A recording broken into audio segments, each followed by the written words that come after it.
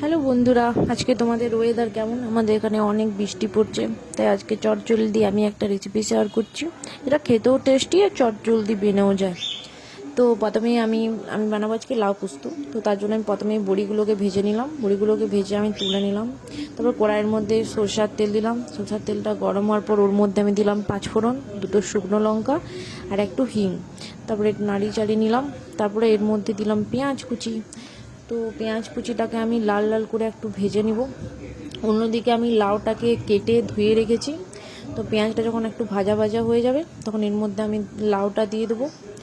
তারপর লাউটা দিয়ে আমি একটু ভালো করে নাড়ি চাড়িয়ে নিব। তারপর ভালো করে যখন হালকা হালকা লাল ভাজা হয়ে যাবে লাউটা, তখন এর মধ্যে আমি দিয়ে দেবো হালকা পরিমাণ হলুদ।